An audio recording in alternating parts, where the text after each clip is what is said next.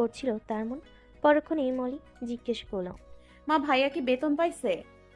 না, এই মাসে দিব কিনা কেটা জানে। তাহলে অপারেশন হলো কিভাবে? টাকা কই পাইছো? কেন তুই জানিস না? জামাই না কেমনে জানি টাকা পাঠালো মুহিতের কাছে। জামাই কইল দেখাই তো হাসপাতালে আনছি অপারেশন করতে। রাইতে কতবার কল দিয়া খোঁজ নিছে। মলি চলো চলো চোখে ফরাদের দিকে তাকালো, যেখানে এখন সোফায় বসে আছে ফাইলে দৃষ্টি রেখে। মুহূর্তেই লাখো গুণ বেড়ে গেছে তার প্রতি মলির সম্মান। শুধু অজানায় রয়ে গেছে একটি বিষয়, বিনা স্বার্থে কেন ফরাদ এত কিছু করছে তার জন্য। মুখ ফুটে জিজ্ঞাসা করতে পারে না তার কারণ। থাকুক সেটা না হয় অজানা। ফরাদ স্বেচ্ছায় জানাতে চাইলে না হয় জানবে সে। এইদিকে ভিডিও কল রেখে মলি অশ্রুসিক্ত নয়নে তাকিয়ে আছে তার মালিক ও মহারাজের দিকে। এজন্যই তাহলে ঘুম থেকে ডেকে তুলে মাঝরাতে নামাজ পড়িয়েছে। এজন্যই কি তাহলে তার মুখে চিন্তার ছাপ ভেসে উঠেছিল?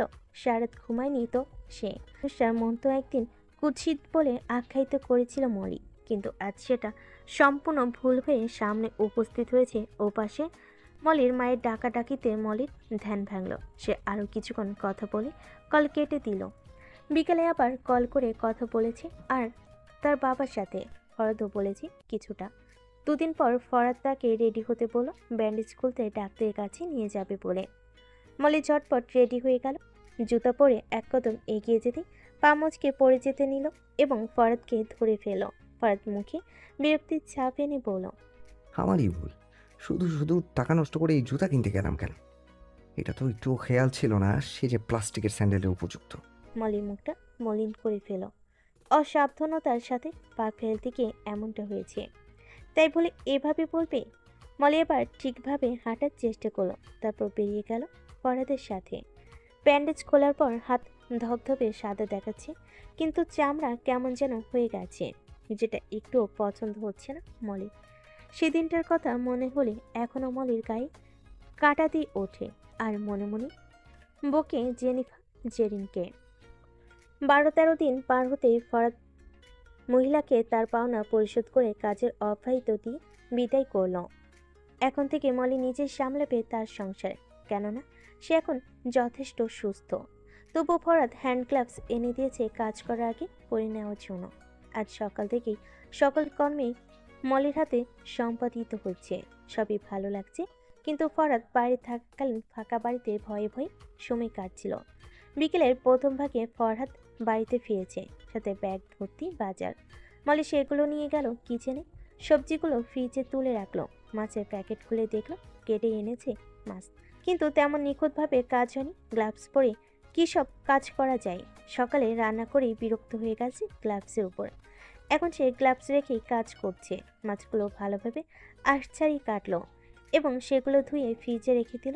এর মাঝে ফরাদ এসেছিল একবার কিচেনে। মলিকে কাজ করতে দেখে কিছু না বলেই আবার চলে গেছে। ফরাদের গোসল হয়েছে কিনা দেখতে এলো সে। ফরাদ খাটের মাঝামাঝি বালিশ ছাড়া শুয়ে আছে, হাতে মোবাইল নেই। এখনো গোসল করেনি কেন সে? মলি জিজ্ঞেস করলো। গোসল করবেন না? গোসল করার জন্যই তো বসে আছি। এতক্ষণ লাগে মাছগুলো রাখতে? না, আমি গোসল করেছি তো দুপুরে। দেখে তো মনে হয় না। ফরাদ মলির কাছে এসে আধ ভেজা চুলের খোপা খুলে দিল। পরক্ষণেই গলায় মুখ লুকাতেই এক হাত দূরে সরে এলো ফরাদ। নাক সিটকে বলল, ছি, মাছ ধুয়ে এসেছে নাকি মাছের পানিতে গোসল করে এসেছে কে জানে। সারা শরীরে লেগে আছে মাছের গন্ধ। কোনো পেতনির জায়গা হবে না ঘরে। আমি তো সাবান দিয়ে হাত ধুয়ে এসেছি। তাহলে শরীরে মাছের গন্ধ লেগে আছে কেন? এই মুহূর্তে গোসল সেরে আসো, যাও। মলি নিজের হাত শুকতে শুকতে জামা কাপড় নিয়ে আবার বাথরুমে গেল। কই, সে তো তার শরীরে কোনো মাছের গন্ধ পাচ্ছে না। সাবান দিয়ে হাত ধুয়ে সাবানের গন্ধ লেগে আছে হাতে। সে বাথরুমে আসার সাথে সাথে ফরাদ এসে পড়ল। এই বিকেলে ঘন্টাখানেক সময় গোসলেই পার করলো। আসরের আজান পড়ে গেছে। ফরাদ অজু করে এলে মলি অজু করতে গেল এবং উভয়ই নামাজ আদায় করে নিল। ফরাদের সাথে এখানে থাকতে থাকতে মলি 5 ওয়াক্ত নামাজ পড়ার অভ্যাসটা হয়ে যাচ্ছে দিন দিন। বাসায় থাকতে কাজের চাপে নামাজ মিস হয়ে যেত তার, কিন্তু সেই অভ্যেস পাল্টে যাচ্ছে। দুপুরে খাওয়া দাওয়া হলো তাদের শেষ বিকেলে। খাবারের পরপরই ফরাদ কফি চাইল। মলি কফি এনে দিল ফরাদকে। বারান্দায় শুকাতে দেওয়া কাপড় চোপড় মলি রুমে নেই গুছাতে লাগলো। কারো ফোন আসতেই ফরাদ নিশ্চুপ হয়ে ওপাশে থাকা ব্যক্তির কথা শুনতে লাগলো। কল কাটতে ফরাদ বিড়বিড় করতে লাগলো। আমার উপার্জন আছে, আর কারো যেন উপার্জন নেই। এদিকে নিজের সংসারও সামলাবো, আবার তাদেরকেও দেখতে হবে আমার। টাকা কি গাছে থেকে পড়ে? উড়ে এসে সব আমার ঘাড়েই কেন জুড়ে বসে থাকে টাকার জন্য? কথাটা তীরের মতো বিঁধল মলির বুকে। ফরাদ কাকে বলছে এসব? সে তাকিয়ে দেখলো ফরাদের হাতে কফি। তাহলে কি কথাগুলো তাকিয়ে বলো? সে তো কিচ্ছু চায়নি। ফরাদ স্বেচ্ছায় বাবার অপারেশনে টাকা দিয়েছে, তাকে পোশাকাদি এনে দিয়েছে, তাহলে এখন আবার খোটা দিচ্ছে কেন? কষ্টটা মলির মুখ ফসকে বেরিয়ে গেল। আমি কি টাকার জন্য আপনার ঘাড়ে জুড়ে বসেছি, নাকি বিয়ে করে আপনি এনেছেন এখানে? আমি কি কখনো টাকা চেয়েছিলাম আপনার কাছে, নাকি আপনি নিজে আমার জন্য খরচ করেছেন এত টাকা? এখানে রেখে রেখে খাওয়াচ্ছেন, পড়াচ্ছেন, আবার ফোঁটা দিচ্ছেন কেন? আমি তো ইচ্ছে করে আসিনি। এই মুহূর্তে মলির মুখে এসব কথা শুনে ফরাদের মেজাজ গরম হয়ে গেল। যখন কথা বলা প্রয়োজন তখন কিচ্ছু বলে না, আর এখন হুট করে কি থেকে কি বলে ফেলো। ফরাদ ধমকে সুরে বলল, বের হ, এই মুহূর্তে বের হ আমার বাড়ি থেকে। আল্লাহ, তোর মতো কণ্ডমূর্খ কেন রাখলো আমার ভাগ্যে? যা, বের হ। মলির দু চোখ ঝরছে অশ্রু। ফরাদের ধমকে ভয়ে কেঁপে উঠেছে সে। চাইলেই যাব, চলেই যাব, আমি থাকবো না কারো খোটা শোনার জন্য। কে চায় কারো মুখ থেকে এমন ঝাঁঝালো কথা শুনতে? ভাগ্যে যে দুর্গতি লেখা আছে তা তো জানি, এরপরেও বেহায়ার মতো সুখ খুঁজি। চোখের জল ফেলতে ফেলতে ও বিড়বিড় করতে করতে রুম থেকে বেরিয়ে এলো সে। ফ্ল্যাটের মেন দরজার কাছে এসে আর সাহস হচ্ছে না বেরিয়ে যাওয়ার, কিন্তু থাকবি কোন সাথে? পরে নিজেই বলল তার বাড়ি থেকে বেরিয়ে যেতে। ভেতরটা ফেটে যাচ্ছে মলি, তবুও দরজা খুলে বেরিয়ে এলো। খুব কান্না পাচ্ছে তার। কোথায় যাবে এখন? এখানকার কিছুই তো চিনে না সে। অবশেষে কি রাস্তায় কাটাবে তার দিন? অবশেষে কি রাস্তায় কাটবে তার দিন? ভাবতে ভাবতে দুধাপ সিঁড়ি অতিক্রম করতেই হাতে টান পড়ল। ঘুরে তাকানোর আর সুযোগ নেই। ফরাদ টানতে টানতে আবার ফ্ল্যাটে নিয়ে এলো। দরজা লক করে একটানে মলির শাড়ি খুলে ফেল। মলি পুরো স্তব্ধ। শাড়ি খুলে নিয়ে রুমে যেতে যেতে ফরাদ বলল, না জেনে না বুঝে 2 লাইন বেশি বুঝে যায় এমন মেয়ে মানুষ একদমই দেখতে পারি না। ফোনে যে কথা বলছিলাম সেটা কি চোখে পড়েনি? যেদিকে ইচ্ছা যেখানে খুশি চলে যা, আমার কোনো জিনিস সাথে নিতে পারবি না। এতক্ষণে মলির মাথায় হোঁচট খেল। ফরাদ তাহলে অন্য কাউকে বলেছে সেসব? কিন্তু এটা কি করে করতে পারলো? একদিকে দরজায় লক লাগিয়ে দিল, অন্যদিকে শাড়ি নিয়ে গেল। এটা কি যাওয়ার ইঙ্গিত দিয়ে গেল সে? এ অবস্থায় বেরিয়ে যাবে, যেতে দেবে না, সেটা মুখে নিষেধ না করলে নয় কি? ভাগ্যিস আন্টিটা আজ বাসে নেই। ছি, নিজের কাছে লজ্জা লাগছে। মলি তাড়াতাড়ি রুমে এসে খাটে কম্বলের নিচে চলে গেল। শাড়ি আর নিবে কিভাবে? ফরাদ আলমারিতে ঘাটাঘাটি করছে। চোখ মুখ মুছে নিজেকে শান্ত করতে লাগলো মলি, কিন্তু বিড়বিড় আর বন্ধ হয় না, যেটা ফরাদের কান পর্যন্ত চলে গেছে। এভাবে ইঙ্গিত করার কি আছে? এটা বললেই হতো অন্যজনের কথা বলছে। একজনের রাগ এনে অন্যজনের উপর ঝাড়ে। মানুষের মন আর বুঝে না কেউ, সবাই আঘাত করতে প্রস্তুত। মলি চোখ বন্ধ করে আছে, তবুও যেন স্রোত মানছে না কোনো বাধা। অনবরত ঝরছে অশ্রু। 2 মিনিট পরে ঠান্ডা হাতের স্পর্শ পেল পেটে। আস্তে আস্তে মলির গা ঘেঁষে কম্বলের নিচে চলে গেছে ফরাদ। মলি এবার পিপি করছে। এতক্ষণ শাড়ি কেড়ে নিয়ে এখন ফিরিয়ে কই দিচ্ছে না কেন? আমি তো রাগ করিনি কারো উপর, সেই সাহস ও অধিকার কি আছে আমার? এদিকে ফরাদ কোনো জবাব না দিয়ে আস্তে আস্তে আপ জড় হয়ে যাচ্ছে। মলির লজ্জা লাগছে খুব। চোখ বন্ধ রেখে হাত বাড়িয়ে ফরাদের দিকে শাড়ি খুঁজতে লাগলো। শাড়ির গোষ্ঠীও পেল না খুঁজে। উল্টো উপলব্ধি করলো ফরাদের দেহে টি শার্টও গায়েব। অসময়কে সময় বানিয়ে নিতে যেন লোকটা সর্বদা প্রস্তুত থাকে। সে সময়ে তাল মিলে তার মালিনীও তার বাধ্য হয়ে থাকতে সর্বদা প্রস্তুত। কিছুটা সময় অতিবাহিত হতেই মলির সব অনুরাগ বিলীন করে উঠে পড়ল ফরাদ। মলি কম্বল আঁকড়ে ধরে উঠে বসল। ফরাদ আলমারি থেকে শাড়ি নিয়ে তার গলায় ঝুলিয়ে রাখলো, আর নিজে পরার জন্য টি শার্ট নির্বাচন করতে লাগলো। মলি বলল, শাড়ি দেবেন না? নিতে নিষেধ করলো কে? মলি কম্বল পেঁচিয়ে বিছানা থেকে নেমে ফরাদের কাছে এলো শাড়ি নিতে। ফরাদ মলির এত লজ্জা দেখে দুষ্টামি হাসি ফুটিয়ে তুলল ঠোঁটের কোণে। মলি তার মুখে হাসি দেখে আরো পিছিয়ে গেল। ফরাদ টি শার্ট রেখে মলির কাছে এগিয়ে গেল এবং কম্বলটা কেড়ে নিয়ে খাটে ছুঁড়ে মারল। অতপর নিজ হাতে শাড়ি পরিয়ে দিল মিসেস মলি ফরহাদকে। শাড়ি পরানো শেষ হতেই লজ্জামাখা চেহারায় একখানা চুম্বন করে নিজের দেহ টি শার্ট চাপল। মলি দেহে মাখা লজ্জিত পরশ নিয়ে এক প্রকার দৌড়ে বেরিয়ে গেল কিচেনের উদ্দেশ্যে। সকালের শুরুটা হলো প্রিয় মানুষটার হাতে পায়ের বন্ধনে নিজেকে আবদ্ধ রেখে। চোখের পাতা ফাঁক করতেই দৃষ্টিতে উপস্থিত মহারাজের ঘুমন্ত মুখখানা। এলোমেলো চুলে গম্ভীর মুখে দারুণ লাগছে। তার সেই বাগানের মালিককে যেখানে নিয়োজিত ছিল সে এক মালিনী হিসাবে। বিনা পূর্বভাসে হুট করে সে নিয়েছে আপন, আজও অজানায় রয়ে গেছে তার কারণ। মনে গভীর অনুভূতি নিয়ে হাত বাড়িয়ে স্পর্শ করল মলি সেই ঘুমন্ত মুখখানা। চক্ষু পাতা থেকে শুরু হয়ে নাকের ডগ, অতপর চিবুকের নিচ থেকে ওষ্ঠের উপর। ওষ্ঠের দুকোণে দু আঙ্গুল টেনে প্রশস্ত করে ফুটিয়ে তুলো গম্ভীর মুখে কৃত্রিম হাসি। প্রফুল্ল হয়ে এবার মালিনী হাত বাড়িয়ে দিল মাথার দিকে। এলোমেলো চুলগুলো খুব সাবধানে আরো এলোমেলো করে খেলতে লাগলো মজার খেলা, যে খেলায় না আছে তৃপ্তি আর না আছে সমাপ্তি। না জানি চক্ষু খুলে ফেলে তা নিয়ে আছে শুধু সংশয়। ফরাদের কাঁধে তার হাত থেকে পরিমাপ করে নিল দেহের উজ্জ্বলতা। ফরাদ তার থেকে আরো 3 ধাপ বেশি উজ্জ্বল। সবাই খুঁজে নিজের চেয়ে আরো বেশি ফর্সা সঙ্গিনী, কিন্তু তিনি উল্টো পথে কেন এগিয়ে গেলেন? সাধারণত সামাজিক নিয়মে যেটা দেখা যায়, ছেলেদের চেয়ে মেয়েরা ফর্সা হতেই হবে। ছেলেরা লম্বা ও মেয়েরা খাটো, তবে তাহলেই কেবল মেনে নেওয়া যায় তারা একে অপরের জন্য উপযুক্ত। উচ্চতা না হয় ঠিক আছে, কিন্তু উজ্জ্বলতা তো অনেক নিম্ন। তবু ফরাদ এই মালিনীর উপর কেন আসক্ত হলো? মলি ভাবনায় বিলীন হয়ে ফরাদ সেটা দীর্ঘস্থায়ী হতে দিল না। ঘুম ভেঙে গেছে তার। মলির দৃষ্টি তার ঘুমো ঘুমো চোখে পড়ে গেছে। যত দ্রুত সম্ভব হয়েছে সে দৃষ্টি নিচু করে ফেলেছে সে নেশাগ্রস্ত দৃষ্টি থেকে। ফরাদের হাত ছাড়ি এবার নিজেকে মুক্ত করার চেষ্টা করতে গেলে ফরাদ যতটা সম্ভব শক্ত করে নিজের সাথে চেপে ধরে কানে কানে ফিসফিস করে বলল, এত সাহস আসে কোথা থেকে আমার চুল নিয়ে খেলার? এখন কঠিন শাস্তি পেতে হবে। মলির কোনো রকম প্রতিক্রিয়ার অপেক্ষা করেনি ফরাদ। সাথে সাথেই দিয়ে দিয়েছে তার কঠিন শাস্তি, যেটাতে ছিল না কোনো ব্যথা আর ছিল না কোনো দুঃখ, ছিল শুধুই মধুমাখা অনুভব আর অপরিচিত সুখ। আজও তার একই কাণ্ড। ফিরতে দেরি হবে তাই সকালেই গোসল করে বেরিয়েছে। ফিরেছে সন্ধ্যার পর। মলি তখন রান্না নিয়ে ব্যস্ত। রান্নাবান্না শেষ করে রুমে এসে ফরহাদ সোফায় বসে আছে মোবাইল হাতে নিয়ে। হাত মুখও ধুয়নি, পরনের পোশাক আশাকও খোলেনি। মলি বলল, হাত মুখ ধুয়ে আসুন, খাবার দিচ্ছি।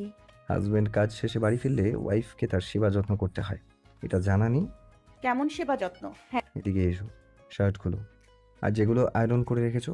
হ্যাঁ, নতুন ঢং জেগেছে মনে হয়। এত বড় ছেলের আবার শার্ট খুলে দেওয়ার জন্য বউকে প্রয়োজন? মনে মনে বক বক করতে করতে শার্ট খুলে নিল মলি। ঘামের গন্ধ লেগে আছে তাই বাথরুমে চলে গেল শার্ট নিয়ে। বালতিতে ভিজিয়ে রেখে আর বের হওয়ার সুযোগই নেই সেখান থেকে। ফরাদ চন্নার নিচে টেনে নিয়ে ভিজিয়ে দিয়েছে। মলি পরেই থ হয়ে আছে। এই লোকটার কি আক্কেল বলতে কিছুই নেই? এত রাতে এখন নিজে গোসল করছে, আবার তাকেও ভিজিয়ে দিয়েছে। হাসির মতো জ্বালা উঠছে যখন নিজে ইচ্ছে মতো ভিজে নিত, তাকে কেন ভিজিয়ে দিল সেটাই মলির জেদ। এভাবে তাকাতে দেখে ফরাদ নিজের মাথার শ্যাম্পু নিতে নিতে বলল, কি কাজের মানুষ! মাছ করতে গেলে মাছের গন্ধ লেগে যায়, রান্না করতে গেলে হলুদ মরিচের গন্ধ লেগে যায়। ছি, এসব নিয়ে বসবাস করা যায়? মলির প্রচুর রাগ হচ্ছে, কিন্তু সেটা প্রকাশ না করে চুপচাপ বেরিয়ে আসতে লাগলে ফরাদ তাকে টেনে নিয়ে শ্যাম্পুর ফেনা মেখে দিল। মহজ্জালাই পড়ে মলি ফরাদের সাথে সম্পূর্ণ গোসল সেরে তারপর বেরিয়েছে।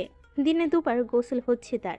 মাত্র 1 দিন আগে জ্বর থেকে মুক্তি পেয়েছে, তাই ঠান্ডা লাগতে বেশি সময় নেয়নি।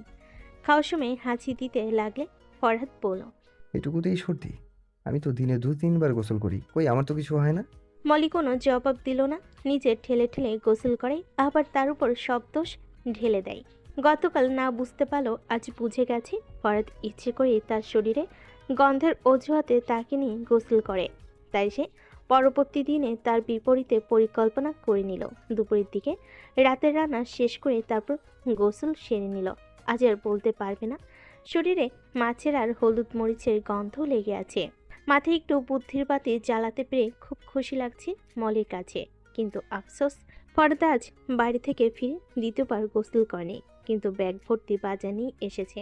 দুজন মানুষের জন্য একসাথে এত বাজার আনার কি প্রয়োজন ছিল? মলি সেসব গুছিয়ে রাখলো। ফরাদ হাত মুখ ধুয়ে ফোনে কথা বলতে বলতে ডাইনিং টেবিলের দিকে এলো। ভাইয়া, আমি নিজেই একটু ঝামেলার মধ্যে আছি। ফারদিন ভাইয়া যেহেতু বলেছিল আপনি ওনাকে বলুন অন্য কোনো ব্যবস্থা করে দিতে। আমার কাছে আপনাকে দেওয়ার মতো এখন এত টাকা নেই, না হলে ব্যাংক লোনের ব্যবস্থা করে নিতে পারে।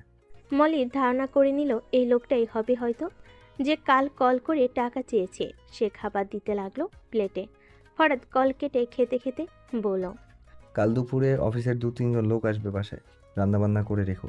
আর না পারলে বলো আন্টিকে বলে দেখি আসবে কিনা। না, আমি পারবো। সকালে নাস্তা সেরে ফরাদ অফিসে যাওয়ার জন্য রেডি হচ্ছে। মলি ঘুম থেকে ওঠার পর অন্যান্য কাজ ঠিকই করেছে, কিন্তু নিজের যত্ন একদমই নেয় না। প্রয়োজনীয় সব এনে দিয়েছে ফরাদ, কিন্তু তার বিন্দু মাত্র ব্যবহার হয়নি এখনো। ঘুম থেকে উঠে মাথাটা পর্যন্ত আছে ঠিক করেনি, কোনো মতে খোপা বেঁধে নিয়েছে সে। তাদেরকে মেজাজটা খারাপ হয়ে গেল ফরহাদের। সে নিজেকে তৈরি করে ড্রেসিং টেবিল থেকে একে একে সব জিনিসপত্র নিয়ে রুমের কোণে রাখা ঝুড়িতে ফেলতে লাগলো আর বলতে লাগলো, শুধু শুধু কোন পাগলের জন্য করি আমি এসব? মানুষের অভ্যাস যে সহজে পরিবর্তন হয় না, সেটা তো আমার বোঝা উচিত ছিল।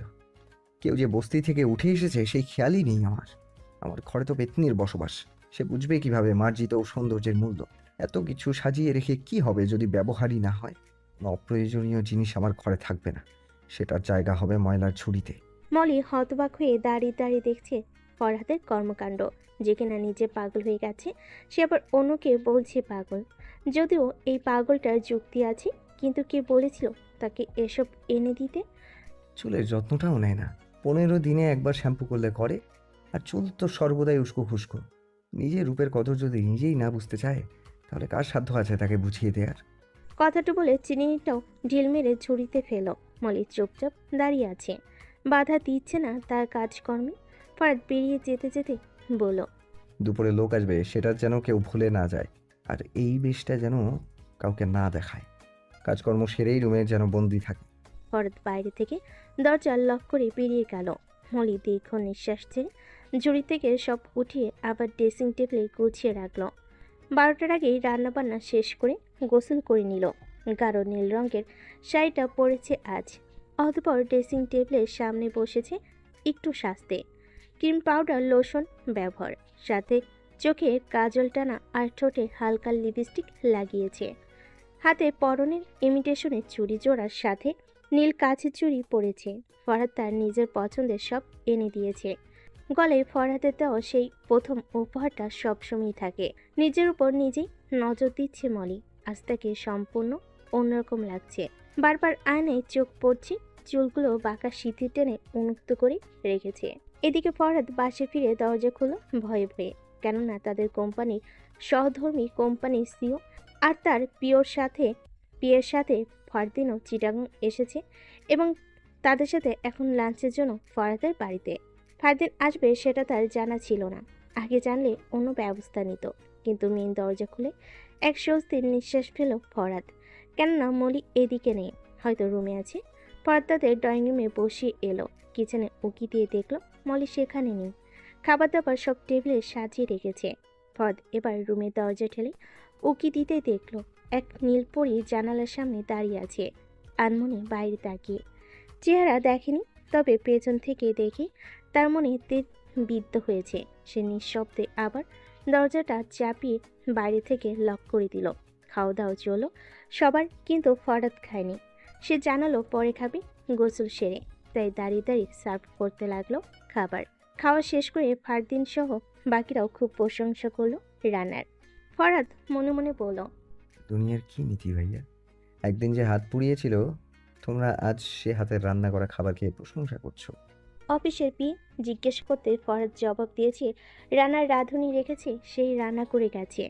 ফারদিন পকেট থেকে 500 টাকার নোট বের করে ফরহাদের দিকে এগিয়ে দিয়ে বলল, ফরহাদ, বকশিস স্বরূপ দিয়ে দিও এটা। রান্না খুব ভালো হয়েছে। ভাইয়া, বকশিস নিজ হাতে দিতে হয়, অন্যের হাতে নয়। হুম, কিন্তু তোমার কুকারকে আবার কোথায় পাবো? সে কি আছে এখানে? না, দেখা যেহেতু পাওনি, আপাতত তোমার কাছেই রেখে দাও। হয়তো তোমার বকশিস তার পাওনা না। সেজন্য দেখাও পেলে না। ইন ফিউচার দেখা পেলে তখন দিয়ে দিও। ওকে। ফারদিন মুচকি এসে টাকা আবার ওয়ালেটে রেখে দিল। ফরহাদের ফ্ল্যাটটা ঘুরে ঘুরে দেখলো তারা, কিচেনটাও বাদ রাখেনি। বেডরুমে দরজাটার সামনে এসে দেখলো লক করা। ফরহাদকে খুলতে বলে ফরহাদ পকেটে হাত দিয়ে এমন ভাব করলো যেন চাবিটা খুঁজে পাচ্ছে না। অতঃপর বলল, চাবিটা মনে হয় কিচেনে রেখেছিলাম তখন। এটা আমার বেডরুম, দেখার তেমন কিছু নেই। ও ওকে। তারা আবার ড্রয়িং রুমে এসে কিছুক্ষণ আলোচনা করে পরপর বেরিয়ে গেল। তাদের বিদায় দিয়ে ফরহাদ ফ্ল্যাটে এসে স্বস্তির নিঃশ্বাস ফেল। মেন দরজা লক করে তার রুমে এলো চুপি চুপি। মলি সেখানেই দাঁড়িয়ে আছে। ফরহাদ পেছন থেকে হুট করে জড়িয়ে ধরল। মলি কেঁপে উঠেছে ঠিকই, কিন্তু একটুও ভয় পায়নি। কেননা সে জানে ফরহাদই তার উপর আক্রমণ করেছে। এখন রুমে ঢুকেছে সেটা না জানলেও কিছুক্ষণ আগে শব্দ পেয়েই বুঝে গিয়েছিল ফরহাদ পাশে ফিরেছে। তাই ভয়টা তার মনে অনুপস্থিত ছিল। ফরহাদের দুহাত চলে গেছে শাড়ির নিচে, আর নাক ডুবে গেছে খোলা চুলে। মাতাল সুবাসে যেন অন্যান্য খেয়াল হারিয়ে ফেলেছে সে। হাত একসময় শাড়ি কুচিতে চলে গেলে মলি বাধা দিল। এবার হুঁশ এলো তার। মলিকে ছেড়ে দিয়ে শার্ট নিজেই খুলে নিয়ে গোসল করতে চলে গেল। মলি বুঝতে পেরেছে রাগ করেছে, তবু তার এটাই ঠিক বলে মনে হচ্ছে। সেদিকেও ভ্রুক্ষেপ না করে বেরিয়ে এলো রুম থেকে। ডাইনিং টেবিল পরিষ্কার করে থালাবাটি ধুয়ে নিল। ফরহাদ নিজেই নিজের জামাকাপড় ধুয়ে শুকাতে দিল। মলি বসে আছে চেয়ারে। মানুষ কতজন এসেছে, সে কি তাদের সাথে খেয়েছে নাকি বুঝতে পারছে না। গোসল হয়ে গেছে ভেবে রুমে এসে দেখলো ড্রেসিং টেবিলের সামনে দাঁড়িয়ে চুল ঠিক করছে। মলি জিজ্ঞেস করলো, খাবেন না? ফরহাদ কোনো জবাব দিল না। মলি আবার বলল, এবারও কোনো জবাব নেই। মলি খাবারের বাটি টেবিল থেকে উঠিয়ে আবার কিচেনে নিয়ে যেতে লাগলো। ফরহাদ রুম থেকে বেরিয়ে কিচেনে এনে রাখা বাটিগুলো আবার টেবিলে নিয়ে এলো। মলি তার কাজ বন্ধ করে দাঁড়িয়ে দেখছে শুধু। ফরহাদ নিজের জন্য একটা প্লেট আবার ধুয়ে নিজ হাতে খাবার নিয়ে খেতে লাগলো। মলি মুচকি হেসে তার জন্য প্লেট নিয়ে খাবার নিল। অল্প খেয়েই তার গলা দিয়ে নামছে না, গা গুলিয়ে আসছে তার। লেবু চিপে নিল বেশি করে, তবু যেন সম্ভব হচ্ছে না। অথচ পেটে ক্ষুধা। অবশেষে খাবারের প্লেট নিয়ে ফ্রিজে রেখে দিল। পরে ইচ্ছে হলে খেয়ে নিবে। ফরহাদ লক্ষ্য করেছি, কিন্তু কিছু বলল না। নিজের প্লেটের খাবার শেষ করে উঠে পড়ল। যে বাটিগুলো সে নিয়ে এসেছিল সেগুলো সে যথাস্থানে রেখে এলো। বাকিগুলো টেবিলে আছে। মলি খুব হাসি পাচ্ছে তার কাণ্ড দেখে, তবু সেটা গোপন রাখলো। বাকিগুলো সে নিজেই গুছিয়ে রাখলো। এবার খোপা খুলে রুমে এলো। ফরহাদ কাঁধে ফোন চেপে কারোর সাথে কথা বলছে, আর হাতে ওয়ালেটের টাকা গণনা করছে। মলি এসে তার কাছে দাঁড়ালো। ফরহাদ তাকালো না তার দিকে। ফোনে কথা বলছে তাই কিছু বলতেও পারছে না মলি। অতঃপর ফরহাদ কথা বলতে বলতে বেরিয়ে গেল। মলি একটা ভেঙচি কেটে বিড়বিড় করে বলল,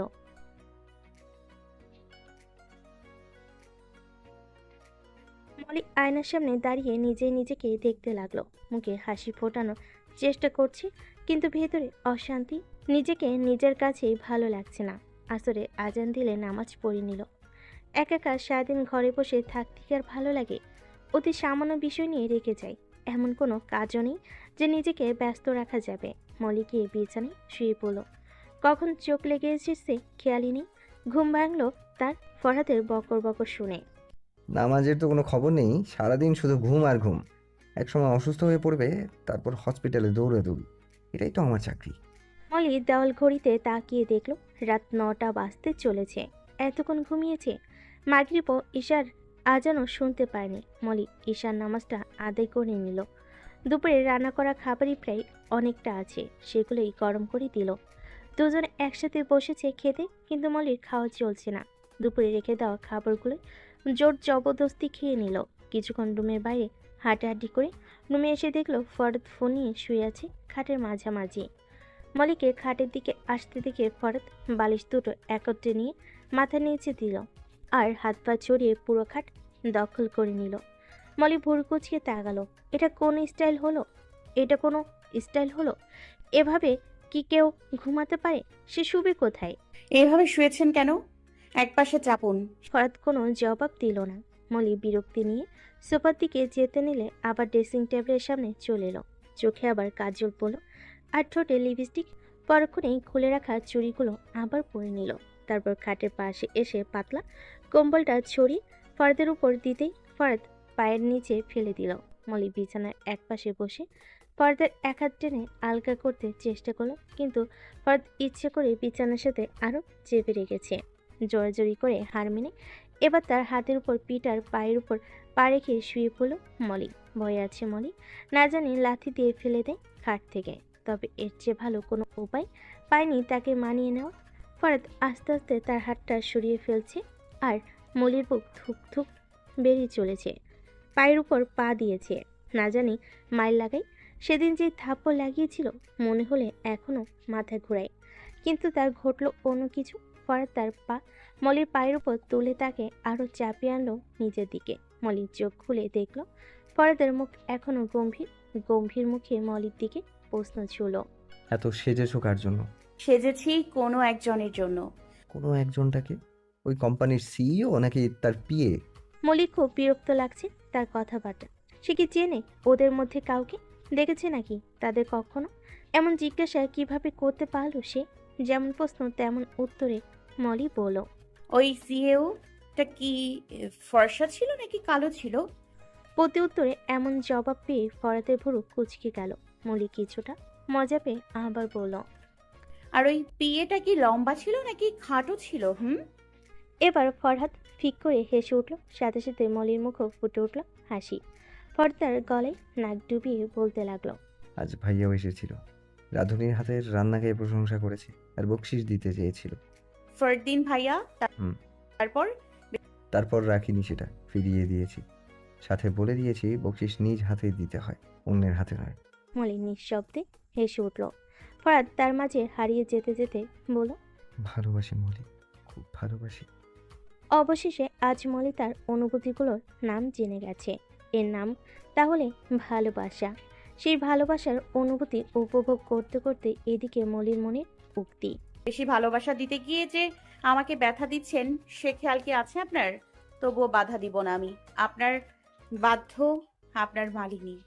আবহাওয়াটা ঠান্ডা ঠান্ডা লাগছে। গত দুদিন বাদ গেলেও আজকে ফরহাদের হাবভাব ভালো লাগছে না মলির কাছে। যদিও সে আগে থেকে সাবধান, কেননা আজ সকালে ফরহাদ গোসল করে অফিসে যায়নি। তার মানে ফিরে সে গোসল করবে সেটা মলি নিশ্চিত। তাই সকাল কাজকর্ম সেরে গোসল করে বসে আছে। ফরহাদ ফিরেছে বিকেলে। মলিকে এনে সে সামনে দাঁড় করলো শার্ট খুলে দেওয়ার জন্য। মলি শার্টের বোতাম খুলতে খুলতে বলল, আমার শরীরে কিন্তু কোনো কিছুর গন্ধ লেগে নেই আজ। আমি সব কাজ সেরে গোসল করেছি। আমার শরীরে ঘামের গন্ধ আছে? আমার শরীরে ঘামের গন্ধ নেই। আমি আমার শরীরের কথা জিজ্ঞেস করেছি। হ্যাঁ, ঘেমে তো শার্টই ভিজে আছে। মলি শার্ট খুলে নিতেই ফরাদ তাকে নিজের সাথে জড়িয়ে ধরল। এরপর কানে কাছে মুখ এনে বলল, এই শরীরটাতেও এখন ঘাম লেগে গন্ধ ছড়িয়েছে। যা দূর করার একমাত্র উপায় গোসল। হয় গোসল করতে যাবে, আর না হয় ফ্ল্যাটের বাইরে। গোসল ছাড়া আমার সাথে ঘরে জায়গা হবে না বলে দিলাম। ফরাদ তাকে ছেড়ে দিয়ে বাথরুমের দিকে যেতে লাগলো। মলি অস্বায় ভঙ্গিতে বলল, আমি কিছুক্ষণ আগে মাত্র গোসল করেছি। এক কথা বারবার বলতে পছন্দ করি না। জামা কাপড় আর তোয়ালে নিয়ে এসো। ফরাদ চলে গেল বাথরুমে, আর মলি নিজের কপাল চাপড়ে বলল, মানুষ এত গোছলের পাগল হয় কিভাবে? উফ মলি, কেন করতে গেলি শুধু শুধু গোসল? বিপদ সংকেত তো তোর আগেই জানা ছিল। নিয়ম মাফিক আর কিছু থাকুক আর না থাকুক, প্রতিদিন 2-3 বার গোসল নির্ধারিত তোর কপালে। বাধ্য হয়ে আবারও গোসল করতেই হলো। শুধু গোসলই নয়, দুপুরে খাবার খাওয়া সত্ত্বেও এখন ফরাদের সাথে আবারও খেতে হলো। সব কিছু গুছিয়ে রুমে এসে দেখলো ফরাদ কারোর সাথে কথা বলছে, আর ও পাশের ব্যক্তিটা যে ফাইমানটি সেটাও বুঝতে বাকি নেই। কেননা ফরহাদ বলছে, মা, আমি নিজেকে মানুষ বলে দাবি করি, আর তোমাদের বাড়িতে কিছু মানুষরূপী জানোয়ার বসবাস করে। যেখানে একটাও জানোয়ার আছে সেখানে আমি থাকতে পারবো না। তার চেয়ে ভালো দূরেই পড়ে থাকি। আমার একার জন্য তো কারো কিছু যায় আসে না। তোমাকেও সেখানে রাখতে ভয় হয় আমার। ইচ্ছে করে আমার কাছেই নিয়ে আসি। আজ কাজের লোকের উপর তারা আক্রমণ করেছে। বলা তো যায় না, আবার তোমার উপর কখন আক্রমণ করে বসে। ওপাশে কি বলছে সেটা মলির অজানা, কিন্তু এ পাশেরটা ঠিকই শুনতে পারছি। না, কাউকে কিচ্ছু জানানোর প্রয়োজন মনে করছি না। আর জানিয়ে কি হবে? বাদ দাও, যেভাবে চলতে চায় চলুক। আমিও আমার মতোই চলি। শুধু নিজের খেয়ালটা রেখো তুমি। না, আমি আর আসছি না। ফরাদ কথা শেষ করে কল কেটে দিল। ফাইমা আন্টি নিশ্চয়ই তাকে ও বাড়িতে যাওয়ার জন্য বলছে, আর সে মলির জন্য যাচ্ছে না, এটাই মলির বিশ্বাস। সে ধীর গতিতে কদম ফেলে জানালার দিকে এগিয়ে ফরহাদের কাছে এসে দাঁড়ালো। ফরহাদ তাকে দেখে ডান হাতটা ধরে ঘুরিয়ে ফিরে দেখলো, অতঃপর হাতে একটু ঠোঁটের ছোঁয়া দিল। মলি চোখ বন্ধ করে স্পর্শটা অনুভব করলো, অতঃপর বলল, আন্টি বাসায় যাওয়ার জন্য বলেছিল না, ঘুরে আসুন, গিয়ে ভালো লাগবে। পরামর্শ চাইনি কারো কাছে। পরামর্শ না, কিন্তু আন্টির দিকটা একটু বুঝে উঠুন। আপনি তো জেদ নিয়ে বসে আছেন, কিন্তু আন্টি তো মা। সন্তানের জন্য মায়ের মন সর্বদাই ছটফট করে, সেটা আন্টির কাছে থেকেই জেনেছি। আপনি ও বাড়িতে গেলে আন্টি খুব হাসি খুশি থাকে, আবার যখন চলে আসেন কেমন যেন মনমরা হয়ে যান তিনি। দেখেছি আমি সেটা। ফরহাদ তার প্রতি উত্তর না করে মলিকে বাড়ির দিকে ঘুরিয়ে দাঁড় করিয়ে পেছন থেকে জড়িয়ে ধরে রাখলো। মলি আবারও বলল, যান, কিছুদিন কাটিয়ে আসুন আন্টির কাছে। সব ঢাকা যাওয়ার ফোন দিয়ে বুঝি না আমি, কখনো নিয়ে যাব না। যাব না আমি, আপনাকেই বলছি যেতে। একা থাকতে পারবে এখানে? পারবো। আরও কিছুক্ষণ সময় কাটলো তাদের জানালার ধারে। নীরবে অনুভব করছিল একে অপরকে। আজ কোনো একপাক্ষিক অনুভূতি কাজ করছে না তাদের মাঝে। আজ দুজনে দুটি মন একত্রিত হয়ে নতুন অনুভূতির জন্ম নিয়েছে, যার না আছে কোনো আকার বর্ণ স্বাদ। আছে শুধু অনুভব আর অনুভব। পরদিন মলির কাছে তার এক ফোন দিয়ে নতুন সিম অ্যাক্টিভেট করে দিল। দুপুরের দিকে বেরিয়ে গেল ঢাকার উদ্দেশ্যে। ফরহাদ ট্রেনের সময় নষ্ট না করে বিমানেই চলে গেছে। মন পড়ে আছে চিটাগাংয়ে। তবুও মায়ের টানে আসতে হয়েছে তাকে, কেননা পৃথিবীতে বেশি আপন মা। যে ছিল বাকিদের উপর, কিন্তু মায়ের মমতার টানে তার মনও আঁকুপাকু করে ছুটে আসার জন্য, যার ফলে কাজের ফাঁকে ফাঁকে চলে আসতো মায়ের সাথে দেখা করতে। কিন্তু গত দিনগুলোতে মন চাইলেও মলিকে একা রেখে আসার সাহস হয়নি। আর আজ মলির সাহস জুগিয়ে দেওয়ার আসতে পেরেছি ঠিকই, কিন্তু মন যে পড়ে আছে সেদিকে। দিনটা একা কাটাতে পারলেও রাতে মলি কিছুটা ভয় লাগছে। ফরহাদ সব দিক থেকে সাবধান করে দিয়ে গেছে তাকে। সন্ধ্যায় কল করে বলল তাড়াতাড়ি খেয়ে নিতে। মলি তাই করলো। তারপর ঘুমিয়ে থাকতে বলল। মলি তাই করলো। শুয়েছে কিন্তু ঘুম আসছে না তার। ফরহাদ আবার তাকে কল করে জাগ্রতই পেল। এটা সেটা জিজ্ঞেস করে রেখে দিল। ওদিকে তার ঘুমানোর সময় এলে সে ভিডিও কল করলো। কথা তেমন বলেনি, নীরবে সময় কাটলো। মলির চোখে ঘুম নেমে আসা পর্যন্ত কল করে অ্যাক্টিভ ছিল ফরহাদ। পরদিন সারাদিন কাটিয়ে সন্ধ্যায় ফরহাদ চিটাগাং হাজির। ফ্ল্যাটে প্রবেশের আগে কল করে বলে নিল, আমি এসে পড়েছি, ভয় পেও না আবার। মলি আর কিছু বলার সুযোগ পেল না। কল কেটে দেওয়ার 2 মিনিট পরেই দরজা খোলার শব্দ পেয়ে রুম থেকে বেরিয়ে দেখলো ফরহাদ চলে এসেছে। তাহলে সে বাসার নিচতলা থেকেই কল করেছে? মলি জিজ্ঞেস করলো। এত তাড়াতাড়ি ফিরে এলেন যে? আরো 2-3 দিন কাটাতে পারতেন সেখানে। আমার কাজকর্ম তো বসে বসে তুমি সম্পাদন করছিলে না, তাই না? মায়ের সাথে দেখা করার ইচ্ছে ছিল, তাই করে এলাম। তাছাড়া এক মুহূর্তও কাটানোর ইচ্ছে নেই ও বাড়িতে। কথা বলতে বলতে ফরহাদ রুমে এসে ল্যাপটপটা খাতে রেখে নিজেই তোয়ালে আর একটা প্যান্ট নিয়ে বাথরুমে চলে গেল। মলে ল্যাপটপটা ট্রলিতে তুলে রাখলো। অতিরিক্ত জামা কাপড় কিছুই নিয়ে যায়নি ফরহাদ। একদিনের জন্য যাবে বলেই হয়তো, তাছাড়া সেখানে তো আছেই। মলি রান্না বসিয়েছিল, তাই কিচেনে চলে গেল। গতকাল দুপুরে যে রান্না করেছে সেটাতেই কালসহ আজ চলে গেছে তার, তাই এখন আবার বসিয়েছিল। রান্না শেষ হতেই রুমে এসে দেখলো ফরহাদ মাথার উপর বালিশ রেখে বুকে ভর দিয়ে শুয়ে আছে। মলির কাছে এসে বলল, খাবার এনে দিব? না। এভাবে শুয়ে আছেন কেন? খারাপ লাগছে? ফরহাদ কিছু না বলে বালিশটা সরিয়ে হাত টেনে মলিকে টেনে বসিয়ে দিল খাটে। তারপর মলির কোলে মাথা রেখে মলির হাত টেনে তার চুল এনে রাখলো। মলির মাথায় হাত বুলিয়ে আস্তে আস্তে চুল টানতে টানতে বলল, মাথা কি ব্যথা করছে? হুম। মলি আস্তে আস্তে তার মাথাটা সরিয়ে খাটে নামালো। ড্রেসিং টেবিলের সামনে এসে তেল নিয়ে আবার খাটে এসে মাথা গলে নিয়ে তেল মালিশ করতে লাগলো। ফরহাদ এতক্ষণ চুপচাপই ছিল। তেলের গন্ধ পেয়ে প্রায় আধা ঘন্টা পর সে মাথায় হাত দিয়ে কেমন আঠা অনুভব করলো। চোখ খুলে এবার মলির দিকে তাকিয়ে বলল, এসব কি? মলি কিছু জবাব দেওয়ার আগে ফরহাদ উঠে বিছানা থেকে নেমে ড্রেসিং টেবিলের সামনে চলে এলো। মাথায় তার তেলে ডুবো ডুবো হয়ে আছে। মলির দিকে ঘুরে কোমরে হাত রেখে বলল, এসব কি করছো? সকাল হতে অফিসের কাজে ছুটতে হবে আমার, আর তুমি মেয়েদের মাথার তেল এনে আমার মাথায় ঢালছো? এই অবস্থায় আমি অফিস যাব? আপনার মাথা ব্যথা করছে বলেই তো দিলাম, এতে মাথা ব্যথা কমে যাবে। তাছাড়া সকালে মাথায় শ্যাম্পু করে নিলেই তো হবে। খাবার দাও, আমি আসছি। মলি চলে গেল খাবার দিতে। ফরাদ নিজের চুল আস্তে আস্তে টেবিলের কাছে এলো। হাত ধুয়ে খেতে বসে লক্ষ্য করলো মলি প্লেটে খাবার নাড়াচাড়া করছে। তাই সে জিজ্ঞেস করলো, সারাদিনে বমি করেছো কতবার? 2 বার। উনি লাল হয়ে আছে কেন? মলি তার কোনোই চেক করে দেখলো, সত্যি লাল হয়ে আছে। এত কিছু খেয়াল করে কেন লোকটা? মলি উত্তর না পেয়ে ফরাদ আবার বলল, মাথা ঘুরে পড়ে গিয়েছিলে? না, মাথা চক্কর দিয়েছিল, তখন দেয়ালে ধাক্কা লেগেছে কোনোই। ডাক্তারের কাছে যাবো কাল দুপুরে, তৈরি হয়ে থেকো। মলি আর কিছু বলল না। দুজনেই চুপচাপ খাওয়া শেষ হলো। সকালে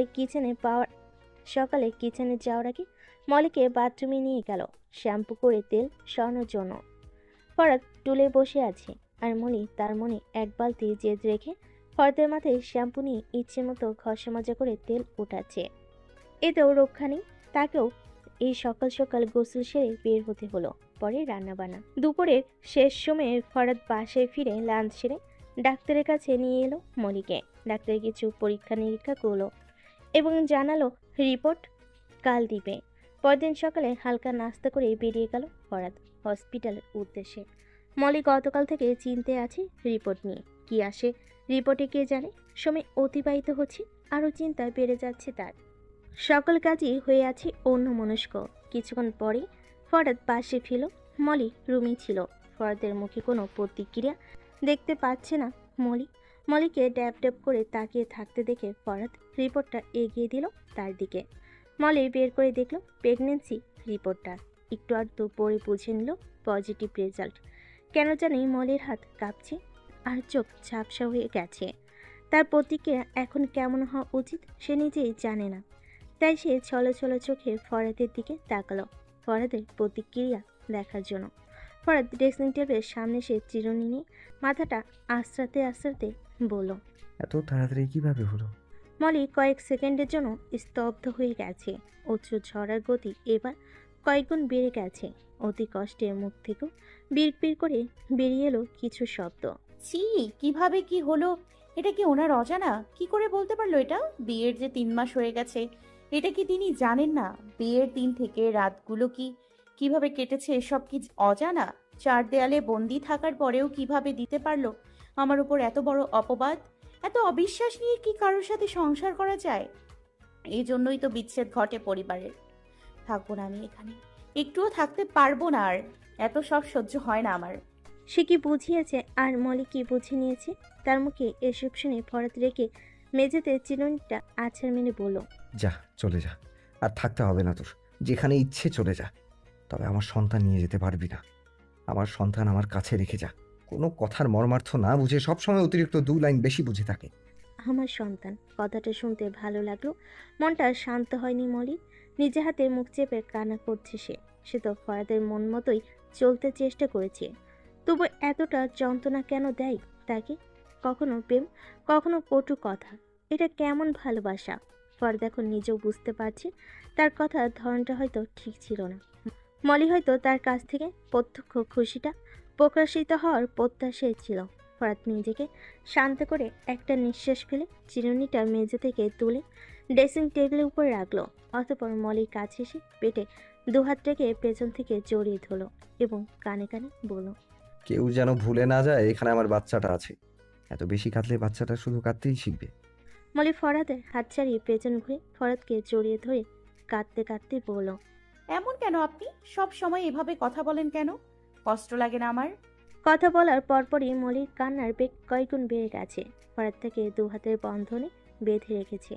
বাধা দিচ্ছে না কাঁদতে। কাঁদলে মন হালকা হবে। কয়েক মিনিট কেটে গেল, কিন্তু তার কান্না যে আর থামছে না। ফরাদ পকেট থেকে ফোন বের করতে বলল, হয়েছে, আর আজ অফিস যাওয়া?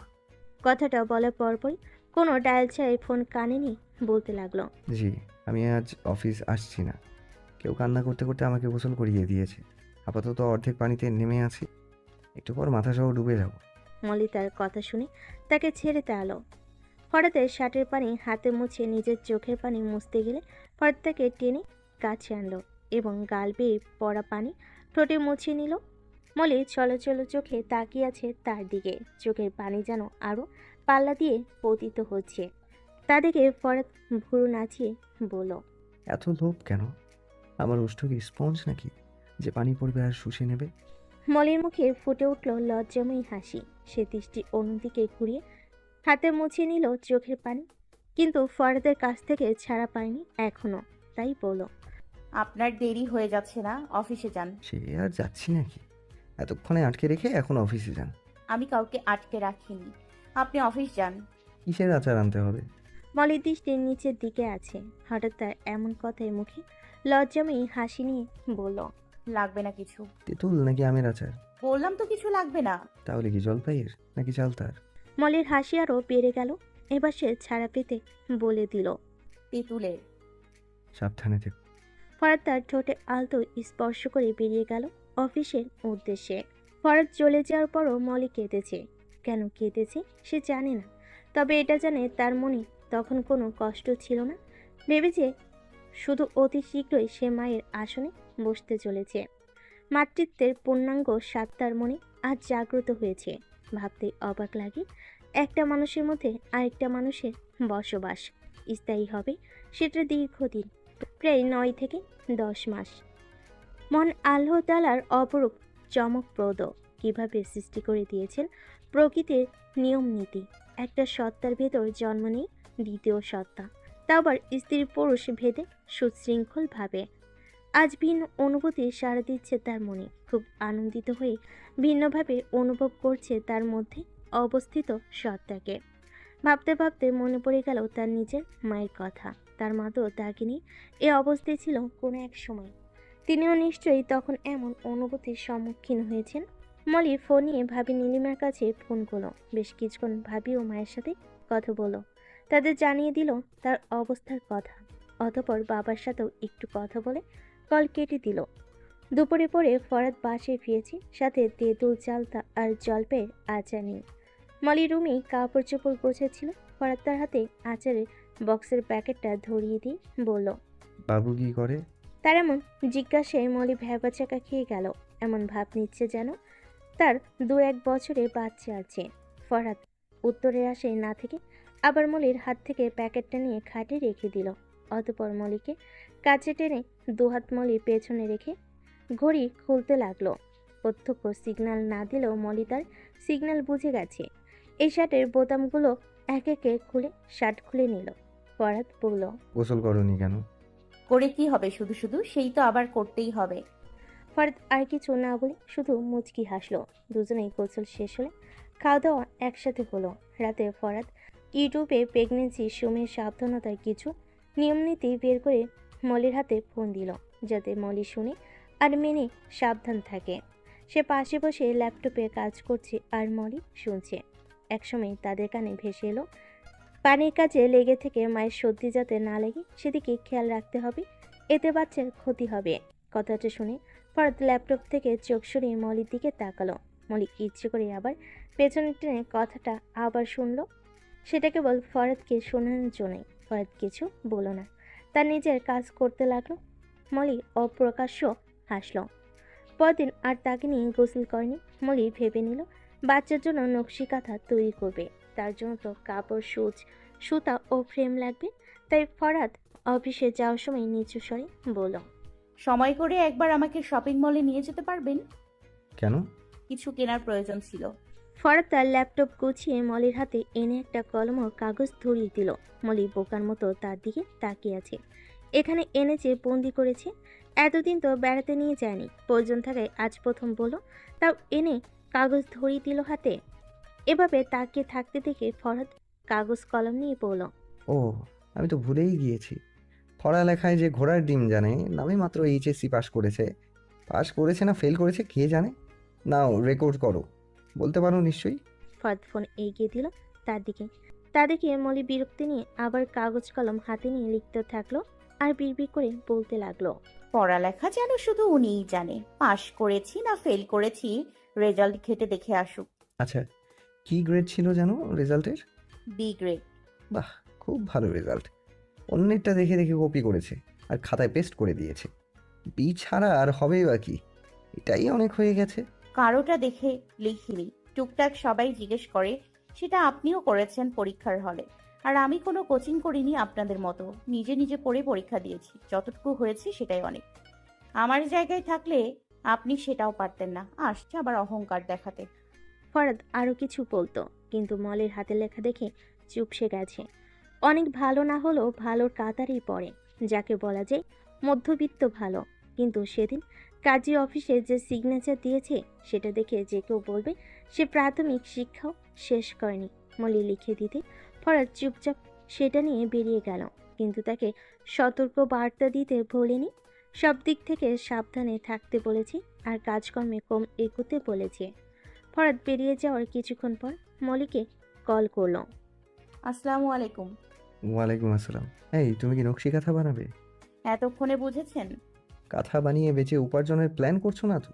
আপনি যদি নিয়ে বেচে দিতে পারেন তাহলে আমি বানিয়ে দিব। হোয়াট? তাহলে আর আনছি না কিছু।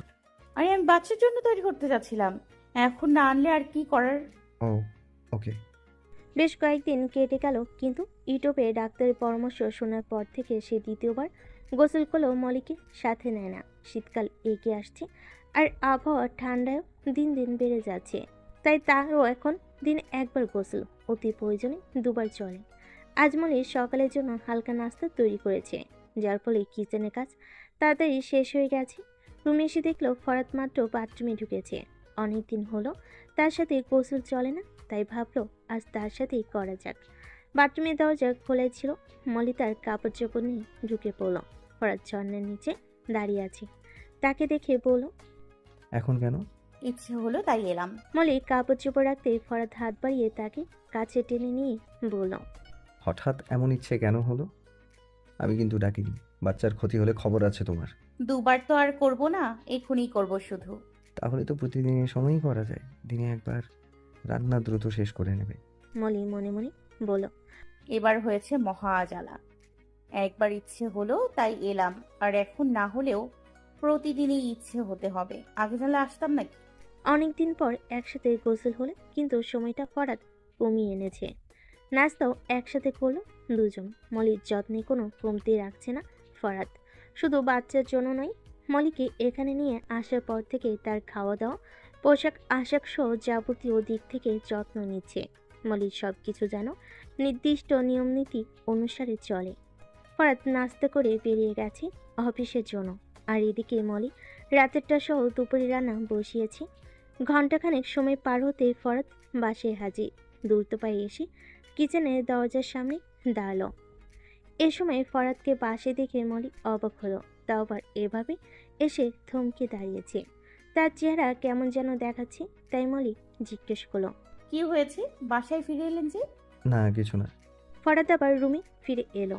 মলি তার আচরণ বুঝতে পারছে না, কিছু তো হয়েছে নিশ্চয়ই। মলি চুলার আগুন কমিয়ে রেখে রুমে এসে দেখলো ফরাত দুহাত মুঠোয় রেখে খাটে বসে কিছু ভাবছে। মলি বলল। আপনার কি শরীর খারাপ? না। অফিসে যাবেন না? না, রান্না শেষ হয়েছে। একটু বাকি আছে। ক্ষুধা লেগেছে, রুটি আছে, দিব? না, রান্না শেষ করো, যাও। মলি আবার চলে এলো কিচেনে। ফরাত রুমে পায়চারি করছে আর কিছু নিয়ে ভাবছে। ভাবনার যেন শেষ হচ্ছে না তার। কি করবে কিছুই বুঝতে পারছে না। 5-7 মিনিট অতিবাহিত হতেই আবরে এসে দাঁড়ালো কিচেনের দরজার সামনে। মলির দিকে প্রশ্ন ছিল। ঢাকা যাবে? ঢাকার কথা শুনে মলি একটু বেশি অবাক হলো। আজ হঠাৎ ঢাকার কথা বলছি কেন? গেলে তো ভালোই হতো, কিন্তু সে কি নিয়ে যাবে? আবার মনে ভয় হচ্ছে, ফরাত কোথায় নিয়ে যাবে? ও বাড়িতে কি সবাই জেনে গেছে তাদের ব্যাপারে? আর সেখানেই নিয়ে যেতে চাইছে নাকি? কোনো জবাব না পেয়ে মলিকে এভাবে তাকিয়ে থাকতে দেখে ফরাত আবার বলল। তোমাদের বাসায় নিয়ে যাবো, যাবে? কবে? রান্না শেষ করে এক্ষুনি রেডি হও। এখন? তাহলে এসব কি করব? এত কিছু যে রান্না করলাম। ইচ্ছে হলে খেয়ে নাও, আর না হয় থাকুক এভাবে। আমি টিকিট বুক করেছি, রেডি হও গিয়ে। মলি ঝটপট রান্না শেষ করে রেডি হতে চলে গেল। খুব আনন্দ লাগছে তার। ফরাদ ওদিকে কল করে টিকিট বুক করে ফেলেছে। মলি রেডি হয়ে গেল। ফরাদ তাকে খেয়ে নিতে বলল। ইচ্ছে না থাকলেও অল্প খেতে হলো, কিন্তু ফরাদ খায়নি। সাথে কিছু নিতে চেয়েছিল, কিন্তু ফরাদ কিছু নিতে দেয়নি। শুধু 2টা শাড়ি আর শীতের জামা নিতে বলেছে। তবুও মলি মন খারাপ হলো না, কেননা এতদিন পর বাড়ি নিয়ে যাচ্ছে। এটা ভেবে সে অনেক খুশি। অতি আনন্দ নিয়ে সে ফরাদের সাথে রওনা দিল, কিন্তু ভ্রমণ মাত্র 30-40 মিনিট। বিমানে আসার কি প্রয়োজন ছিল? অন্যভাবে তো আসতে পারতো। রাস্তাঘাট একটু ঘুরেও দেখা যেত। মলির মনে শত ইচ্ছা থাকলেও সে ফরাদের কাছে বাধা দিল না। 3-4 মাস পর এলো সে ঢাকায়। এর মাঝে ফরাদ একাই সে দুবার ঘুরে গেছে, কিন্তু থেকেছে 1-2 দিন।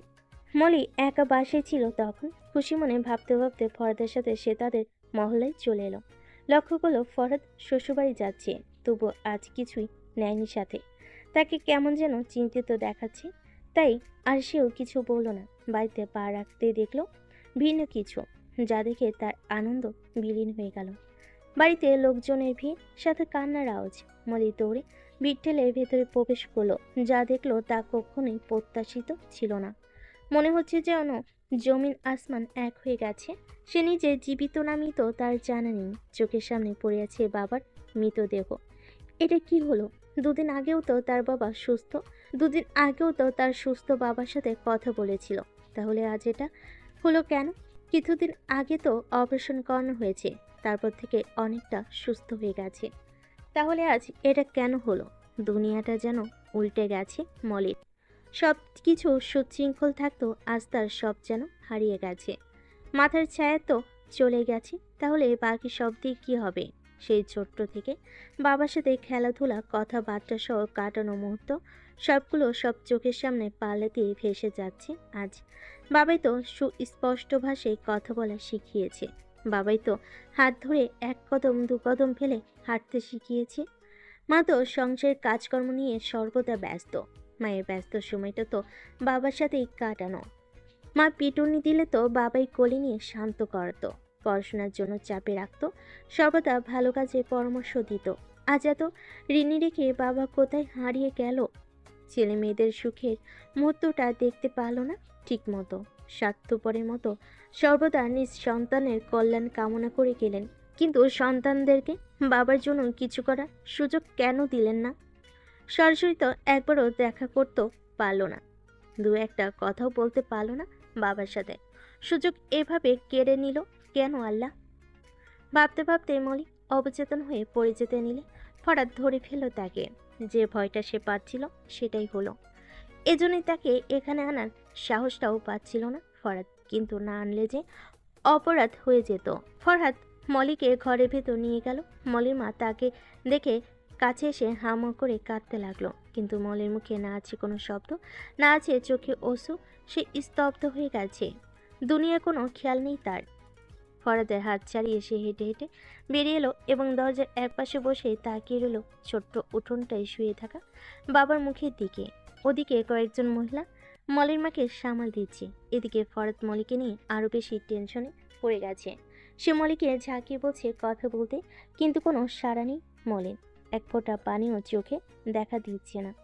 দৃষ্টি যেন পাথর হয়ে গেছে তার, সারা শরীরটাও নিস্তেজ। নীলিমাও কাঁদতে কাঁদতে তার কাছে এসে তাকে স্বাভাবিক করতে চেষ্টা করলো, কিন্তু ব্যর্থ। আশেপাশে 2-একজনও এসে চেষ্টা করলো, কিন্তু পারল না কোনো প্রতিক্রিয়া আনতে তার মাঝে। একে একে মৃতদেহ দাফনের সম্পূর্ণ কার্যটি সম্পূর্ণ হলো। মুহিত কান্না করছে ফরহাদকে চাপটে ধরে। তার বাবা হারিয়ে গেছে, পৃথিবীর বুকে থাকা তাদের শক্তির উৎসটা হারিয়ে ফেলেছে আজ। সান্ত্বনা দেওয়ার মতো ভাষা যে ফরহাদের নিজের মাঝেও নেই আজ। তার চোখও এসে গেছে অতি কষ্টের অশ্রু। নিরিবিলি বাড়িটাতে আজ শুধু কান্নার আওয়াজ বইছে। এতদিন সবাই যার খেয়াল রাখতো, যাকে নিয়ে ব্যস্ত থাকতো, আজ সে নেই। সবার কাজে ছুটি দিয়ে বাড়ি জমিয়েছে পরপারে।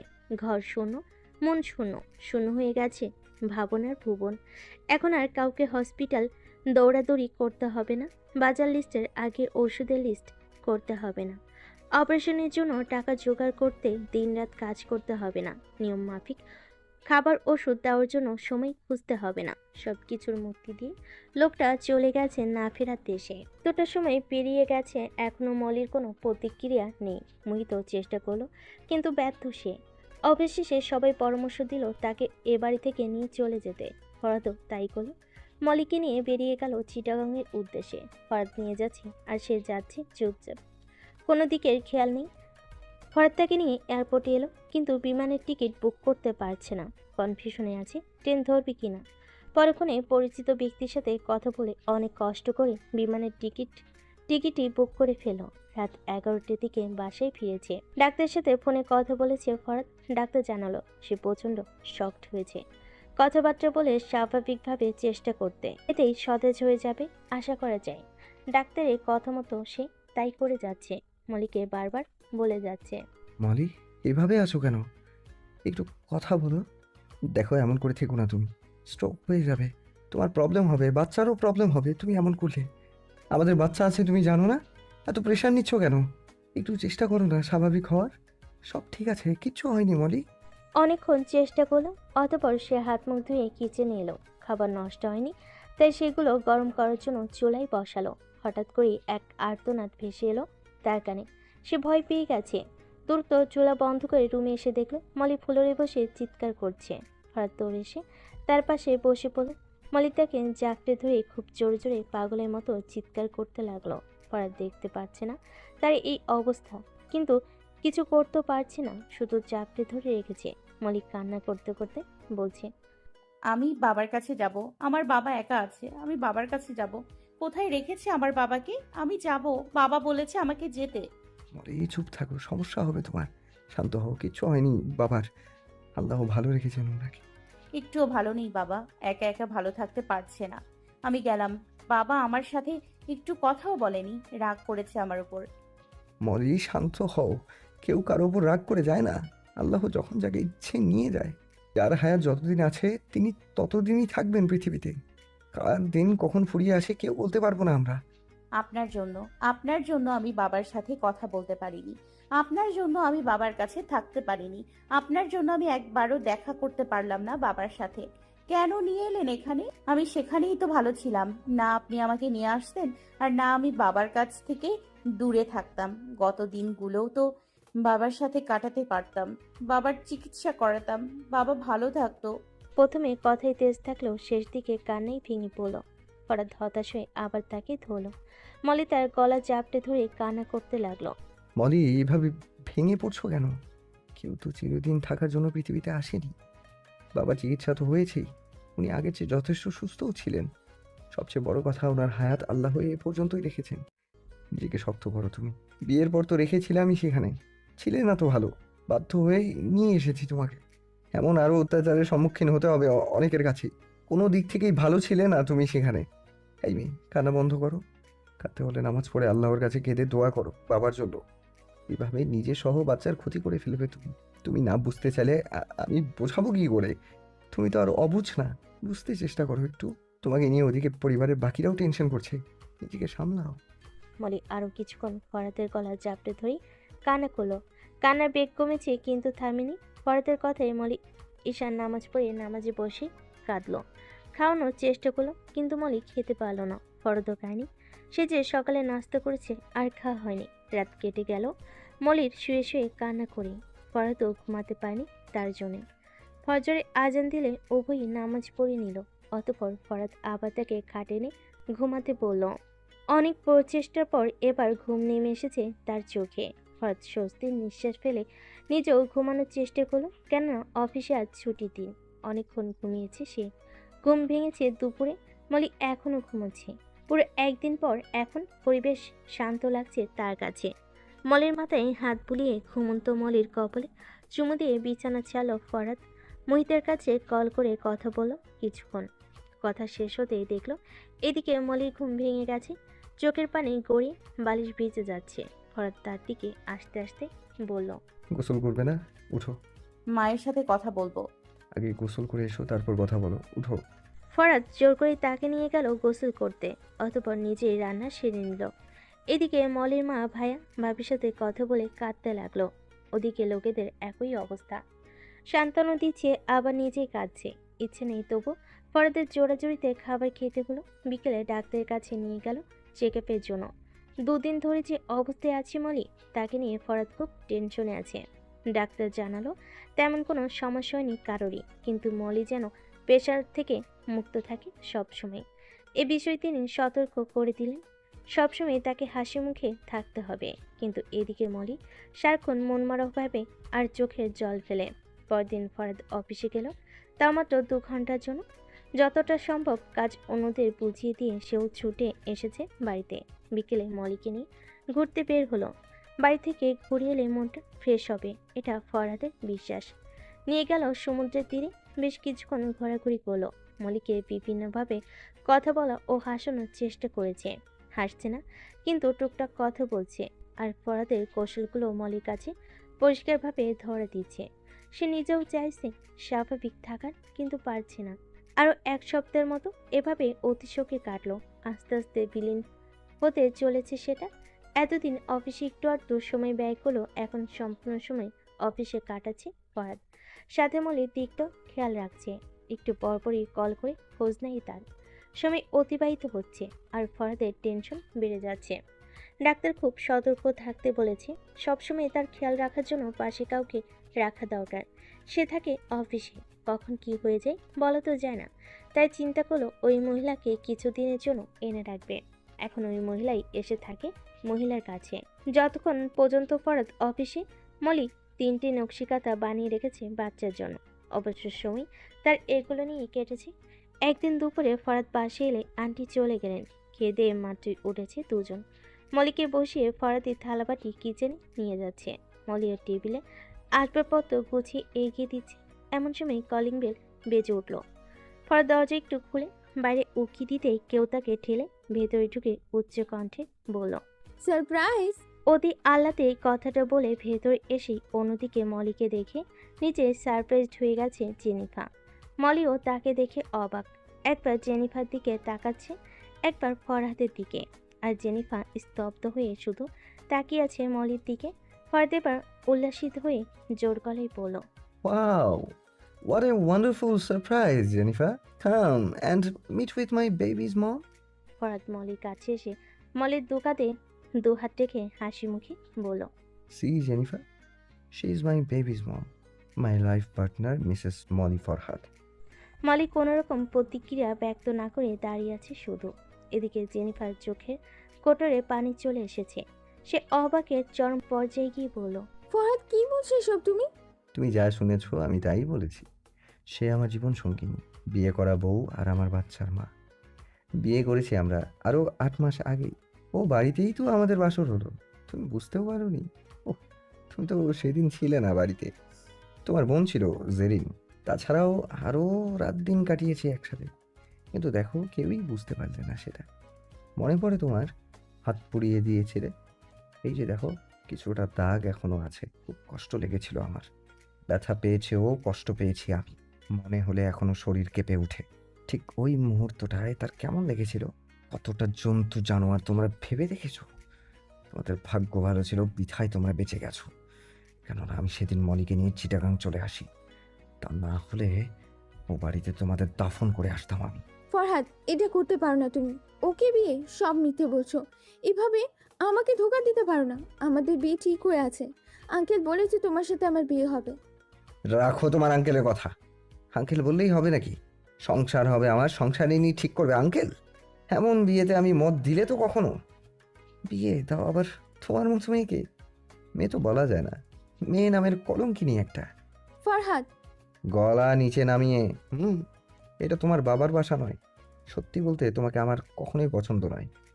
পছন্দ হলে বিয়ে কবেই হয়ে যেত। আর ভাবি হিসেবেও না পছন্দ তোমার বোনকে। জল্লাদ তোমরা। ফরহাদ, আমি জানি না তুমি সত্যি বলছো না মিথ্যে বলছো। এই মেয়ের চালে ফেসে গেছো তুমি। ও ফাঁসিয়েছে তোমাকে। এমন হলে বলো, আমরা আইনের আশ্রয় নিব। আর যদি সত্যিই হয়ে থাকে তাহলে টাকা পয়সা দিয়ে বিদায় করে দাও। ও খুব লোভী। তোমার রুমের টাকা চুরি করছিল সে। টাকা দেখেই তোমার কাছে এসেছে সে। টাকা দেখেও আমাকে ফাঁসায়নি, বরং আমি তাকে ফাঁসিয়েছি আমার জালে। ও আসেনি আমার কাছে, আমি বাসা থেকে উঠিয়ে নিয়ে এসেছি তাকে। বুঝতে পেরেছো? বাড়ি থেকে তুলে এনে কাজী অফিসে বিয়ে করেছি। চুরি করেনি সে টাকা। ওই টাকা আমি রেখেছিলাম তার জন্য। আর ফোনে মেসেজ করে বলে দিয়েছি নিয়ে যেতে। কিন্তু এমন একটা পরিস্থিতিতে পড়েও এই বোকা মেয়ে মুখ ফুটে সত্য কথাটা বলতে পারেনি সেদিন আমার কথা ভেবে। রুম তো তারই ছিল, যা ইচ্ছে তাই করতে পারতো সে। যখন ইচ্ছে তখন যেতে পারতো। সেখানে তুমি তদন্ত করার কি? লোভী তো তুমি। থাকার জন্য আমার পিছনে লেগে আছো। বিয়ে না হতেই আমার কাছে তোমার এই দাবি সেই দাবি। আর ও আজ পর্যন্ত একটা আবদারও রাখেনি আমার কাছে। একটা পয়সায়ও হাত দেয়নি সম্পূর্ণ অধিকার থাকা সত্ত্বেও। তাহলে সে কি করে লোভী হয়? বাহ, দারুণ সাপোর্টার তুমি। ফ্রেন্ডদের সাথে বেড়াতে এসেছি এখানে, ভাইয়ের কাছ থেকে ঠিকানা নিয়ে ভেবেছি সারপ্রাইজ দেবো তোমাকে, কিন্তু এখানে এসে তো আমি নিজেই সারপ্রাইজ হয়ে গেছি। ফরহাদ, এটা কিভাবে সম্ভব? একটা কাজের লোকের সাথে ছি। কাজের লোকের সাথে সংসার কি যে মজার সেটা তুমি কিভাবে বুঝবে জেনিফার? তবে বোঝার একটা উপায় আছে। তুমিও কাজের লোকে বিয়ে করে নাও। ও, তোমাদের বাড়িতে তো আবার কাজের লোকই নেই।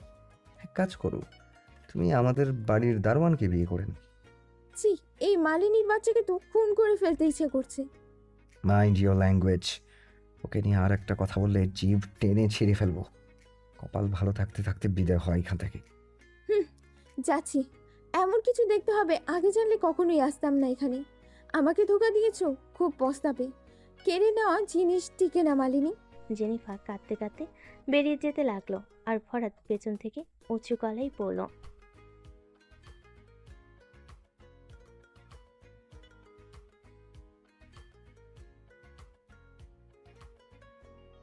এইভাবে বলা কি ঠিক হয়েছে? জেনিফার ম্যাডাম কষ্ট পেয়েছে। চুপ থাক তুই। কিসের ম্যাডাম? হ্যাঁ, কোন জন্মে সে তোর ম্যাডাম ছিল? সে কষ্ট পায় সেটা চোখে পড়ে, আর নিজের কষ্ট চোখে পড়ে না। রুমে যা, বেশি ভালোগিরি দেখাতে আসবি না একদম। ফরাদের ধমকে একটু কেঁপে উঠেছে মলি। মুখটা মলিন করে রুমে চলে গেল সে।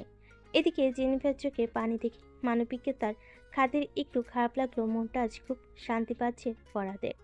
এমন একটা দিনে খুব অপেক্ষায় ছিল, যেদিন তাতে উপযুক্ত একটা ডোজ দিতে পারবে। একটাকে তো দেওয়া হলো, মনের শোকে হয়তো ওই জেরিনেরও শোক পালন হবে। দুই বোনের কষ্ট ভাবতেই আনন্দ লাগছে। এবার বুঝবে মানুষের আশা ও মন ভাঙ্গার পরিণাম। নিজের বেলায় ষোলো না, আর অন্যের বেলায় কিছুই না। নিজের কষ্ট তাদের চোখে পড়ে আর অন্যেরটা চোখে পড়ে না। দরজা লক করে ফরহাদ রুমে এসে দেখলো মলি জানালার পাশে দাঁড়িয়ে আছে। গাল পেয়ে ধীর গতিতে পড়ছে দু এক ফোঁটা অশ্রু। ফরহাদ এগিয়ে এসে পেছন থেকে আলতো করে জড়িয়ে ধরে বলল, এত পানি কোথা থেকে আসে চোখে? একটু কিছু বললেই বৃষ্টি পড়া শুরু হয়ে যায়। মলি নিজ হাতে চোখের পানি মুছিয়ে নিল। সেখান থেকে চলে আসতে চাইল, ফরহাদ বাধে দিল। তার সাহস নেই তাকে উপেক্ষা করার। চুপচাপ দাঁড়িয়ে আছে। ফরহাদ তার কানে আলতো করে কামড় দিয়ে বলল, এই মনে এত মায়া কেন অন্যের জন্য? অন্যের মনে তো এই মনটার জন্য বিন্দু পরিমাণও মায়া নেই। একটু স্বার্থপর হও, শুধু অন্যের দিক না দেখে নিজের দিকটাও দেখো। নিজের ভালোবাসাটা পাগলও বুঝে। কফি খাবেন? না। কেউ আর কোনো কথা বলল না। দুজনেই তাকিয়েছে জানালার ও প্রান্তে যতদূর চোখ যায়। দৃষ্টি ধাপে ধাপে অতিক্রম করছে জানালার গ্রিল, কড়ই গাছের ডালগুলো, অতপর কিছু ভবন। পরন্ত বিকেলে পরিবেশটা পাখিদের কলরবে নতুন রূপ সেজে ওঠে এবং সোনালি রোদে ঝলমল করে চারিদিকে। জানালার গ্রিলের ভাগে সোনালি আলো এসে পড়েছে একসাথে জড়ো হয়ে থাকা দেহ দুটির উপর। চলমান এবং শ্বাস প্রতিক্রিয়া আর কথোপকথন মনে মনে নিঃশব্দে কি আলাপন হচ্ছে তাদের মাঝে কে জানে। না আছে কোনো শব্দ আর না আছে কোনো ইঙ্গিত। মালিনী তার মালিকের বুকে মাথা হেলান দিয়ে শুধু দিচ্ছে শব্দহীন সারা। ফরাদ 50 ভাগ নিশ্চিত হলো জেনিফা জানাবে না কাউকে। কেননা ফরাদ যদি নিষেধ করতো তাহলে হয়তো আরো দ্রুত জানিয়ে দিত। এখন উল্টো সেই বলে দিয়েছে, জানিয়ে দিলে তার উপকার হয়। আর জেনিফা কষ্ট পেয়ে নিশ্চয়ই কারো উপকার করবে না। তবু ফরহাদ অপেক্ষায় আছে বাসের খবরটা জানানো হয়েছে কিনা। রাত 10টা বেজে গেছে। এ পর্যন্ত তার বাসা থেকে কোনো কল আসেনি, সুতরাং সে নিশ্চিত কেউ জানেনি আর জেনিফা জানাবেও না। ঘুমানোর সময় ফরহাদ মলিকে বলল, একটা দিন একা থাকতে পারবে? ঢাকা যাওয়ার প্রয়োজন ছিল। পারবো, আপনি যান। আচ্ছা, আন্টিকে বলে যাবো কাল থাকতে। মলি আর কিছু বলল না, চুপচাপ শুয়ে আছে। ফরহাদ কিছু একটা ভেবে বিছানা ছেড়ে উঠে এলো। মলি তার দূরত্ব অনুভব করতে পেরে চোখ খুলে তাকালো, দেখলো ফরহাদ কাউকে কল করছে। কথাবার্তা শুনে নিল বিমানের টিকিট বুক করেছে, সময়টা সকালে। তাহলে কি সে খুব সকালে চলে যাবে? ফোনের কথা শেষ করতে মলি উঠে বসলো। আপনি কি কাল সকালেই চলে যাবেন? হ্যাঁ। ব্যাগ গুছিয়ে রাখবো? না, ব্যাগ গুছাতে হবে না, তুমি ঘুমাও। ফরহাদ মোবাইলে অ্যালার্ম দিয়ে নিজেও শুয়ে পড়ল। অ্যালার্ম বেজে ওঠার আগেই তাদের ঘুম ভেঙে গেল। মলি নাস্তা রেডি করার জন্য কিচেনে গেলে ফরহাদ কাজের মহিলাকে আনতে গেল। মহিলাকে মলির পাশে রেখেছে, হালকা নাস্তা করে বেরিয়ে গেল ঢাকার উদ্দেশ্যে। মলির সারাদিন কাটলো মহিলার সাথে গল্প গুজব করে। বিকেলের দিকে মহিলাটি রান্না করছিল আর মলি তার সাথে কিচেনে ছিল। এমন সময় কলিং বেল বেজে উঠল। তাদের বাড়িতে কি আসবে? মলি একটু ভয় পেয়ে গেল, কেননা ফরাদ প্রতিবারই তাকে সাবধান করে দিয়ে যায় বাসায় একা থাকলে যেন দরজা খুলে বাইরে না যায়, আর যে কোনো সমস্যা হলে যেন ফরাদকে জানায়। মহিলাটি দরজা খুলতে গেলে মলি নিষেধ করলো। অতঃপর সে রুমে এলো ফরাদকে কল করে জানানোর জন্য। ফোন হাতে নিয়ে দেখলো ফরাদ বেশ কয়েকবার কল দিয়েছে, অথচ সে আড্ডায় পড়ে রিংটোন শুনতে পায়নি। শুনবি কিভাবে? রুমের দরজা চাপানো ছিল। মলি ব্যাক করতে ফরাদ রিসিভ করে বলল, কোথায় ছিলে এতক্ষণ? কিচেনে ছিলাম, কে যেন কলিং বেল বাজাচ্ছে বাইরে। আমিই বাজাচ্ছি, দরজা খুলো। এত তাড়াতাড়ি ফিরে এলেন যে? দরজা তো খুলবে আগে। ও হ্যাঁ, আসছি। মলি রুম থেকে বেরিয়ে এসে দরজা খুলতেই ও পাশের মানুষদের দেখে অবাক। ফরাদের সাথে ফাহিমা আন্টি। তাদের দেখি মলি দুকদম পিছিয়ে এলেই ফরাদ ব্যাগ নিয়ে ঢুকে পড়লো এবং রুমের দিকে যেতে লাগলো। পরপর মুখে মুচকি হাসি ঝুলিয়ে ফাহিমা আন্টি প্রবেশ করলো। কেমন আছে আমার মেয়েটা? কথাটা বলে কাছে যেতেই মলি ফাহিমার পায়ের কাছে বসে পড়লো। এতে ফাহিমা চরম অবাক। মলি কান্না জড়িত কণ্ঠে বলতে লাগলো, আন্টি আমাকে ক্ষমা করে দিন। বিশ্বাস করুন, আমি স্বেচ্ছায় আসিনি এই পরিস্থিতিতে। আমি শুধু আপনাদের বাড়িতে কাজের উদ্দেশ্যে গিয়েছিলাম। তাছাড়া অন্য কোনো উদ্দেশ্য ছিল না, বিয়ের কোনো উদ্দেশ্য ছিল না। কিভাবে কি হলো সবটা আমার অজানা আন্টি। এই মেয়ে, পাগল হয়ে গেছিস? এসব কি শুরু করেছিস এই অবস্থায়? ওঠ। আন্টি বিশ্বাস করুন, আমি সত্যি বলছি সবটা। কেন এমন হলো আমি নিজেই জানি না কিছু। আমি কখনো ভাবিও নি আপনার ছেলের বউ হব। আরে কি শুরু করলি? আমি শুরু থেকেই সবটা জানি। উঠবি নাকি এবার? ফরহাদ। মলিকে বসে কাঁদতে দেখে ফাহিমা ফরাদকে ডাকলো। কাজের মহিলাটিও কিচেন ছেড়ে বাইরে এসে দাঁড়িয়েছে। ব্যাগ রেখে ফরাদ দ্রুত রুম থেকে বেরিয়ে এসে দেখলো মলি ফ্লোরে বসে আছে। তা দেখে তার প্রচুর রাগ উঠে গেল। দমকে সুরে বলল, পাগল হয়ে গেছো তুমি? তোমার এই অবস্থা তোমার জানা নেই? উঠো। মলি অশ্রুসিক্ত নয়নে তাকালো ফরাদের দিকে। অতঃপর দাঁড়ানোর চেষ্টা করতে পেটে ব্যথা অনুভব করলো। সত্যি বলতে সে এই মুহূর্তের জন্য ভুলে গিয়েছিল তার অবস্থার কথা। ফাহিমা তাকে ওঠানোর জন্য টানতে হাত সরিয়ে নিল। এখন তো তার আরও ভয় হচ্ছে। ফরাদ যে রেগে আছে, যদি জানে সে উঠতে পারছে না তাহলে তো মেরে ফেলবে। ফাহিমা আবার বলল, মলি ওঠ। এদিকে মলি উপায় না পেয়ে চলো চোখে ফরহাদের দিকে তাকাতে ফরহাদের মনে ভয় ঢুকে গেছে। সে দ্রুত হাঁটু ভেঙে মলির কাছে বসে পড়ল। কি হয়েছে? উঠছো না কেন? মলি চুপচাপ আছে, কি বলবে ভেবে পাচ্ছে না। তার কান্না আসছে খুব, পেটে যে প্রচুর ব্যথা লাগছে। সে ঠোঁট কামড়ে রেখেছে। ফরহাদ স্পষ্ট ভয় দেখতে পাচ্ছে মলির চেহারায়। তাই নিজের স্বাভাবিক হয়ে বলো, মলি, বলো আমাকে কি হয়েছে? উঠতে পারছো না তুমি? চুপ করে আছো কেন? বলো আমাকে। আমি কিছু বলবো না, বলো। মলি মাথায় ইশারা করে হ্যাঁ জবাব দিল এবং কান্নার সাথে বলে উঠল, পেটে ব্যথা লাগছে আমার, উঠতে পারছি না আমি। ফরাদ সহ সবার মনে ভয় ঢুকে পড়ল। ফরাদ তাকে ধরে বলল, আল্লাহ কি তোমার মাথায় একটু বুদ্ধিশুদ্ধি দেয়নি নাকি? আমি হেল্প করছি, দাঁড়াতে চেষ্টা করো তুমি। ফরাদকে ধরে আবার চেষ্টা করলো, তবুও পারল না। কান্না যেন তারারও বেড়ে গেছে। পারছি না আমি উঠতে। ওকে, পা ছড়াও তুমি, পা ছড়িয়ে বসো। ফরাদ তাকে পা মেলে বসিয়ে বলল, একটুও নড়াচড়া করবে না। মা, তুমি থাকো ওর পাশে, আমি গাড়ি নিয়ে আছি, হসপিটালে নিতে হবে। হ্যাঁ, দ্রুত যা। এই বোকা মেয়েকে নিয়ে আর পারা যায় না। ফরাদ এক প্রকার দৌড়ে বেরিয়ে এলো ফ্ল্যাট থেকে। কিছুক্ষণের মধ্যে গাড়ি রিজার্ভ করে আবার ফিরল। আন্টিকে বাড়িতে রেখে ফরাদ ও ফাহিমা মলিকে নিয়ে হসপিটালে চলে এলো। ডাক্তার তার অবস্থা দেখে বলল, এই মুহূর্তে তাকে অপারেশন করাতে হবে। এমন অসাবধানতার কারণের সাথে তাদের একটু বকাঝকা করলো। ফরাদ অনুমতি দিয়ে দিল অপারেশনে। বেডে করে মলিকে থিয়েটারের দিকে নিয়ে যাওয়ার সময় মলির চেয়ারে ভয় দেখেছে ফরাদ। তার নিজের মনেও আছে পাহাড় সমতুল্য ভয়। তবু মলিকে আশ্বাস দিয়ে মাথায় হাত বুলিয়ে কপালে আলতো চুমু দিয়ে বলল, ভয় পাচ্ছ কেন? কিচ্ছু হবে না, দেখো সব ঠিক আছে। মলির দু চোখের কোটর ভেদ করে গড়িয়ে পড়ছে অশ্রু। ভয়ত কণ্ঠে সে ফরাদের দিকে প্রশ্ন ছুড়ে দিল, আমি মরে গেলে কি আপনি আরেকটা বিয়ে করবেন? জেনিফার ম্যাডাম হয়তো ভালো হয়ে গেছে, বিয়ে করলে তাকেই করবেন। এই মুহূর্তে মলির মুখে এমন কথা শুনে ফরাদের সর্বাঙ্গ রাগে ঝিমঝিম করছে। হঠাৎ করে সে চিৎকার করে বলল, মালিনীর বাচ্চা, তুই বেড়ে শুয়ে জেনিফার চিন্তা করছো? আমাকে না জ্বালালে তোর ভালো লাগে না? খুন করে ফেলবো আমি তোকে। নিয়ে যা আমার চোখের সামনে থেকে। না হলে সত্যি মেরে ফেলবো এখন। মলি তার চিৎকারে চোখ খিচে বন্ধ করে রেখেছে। নার্সরাও ভয় পেয়ে গেছে ফরাদের পাগলের মতো আচরণ দেখে।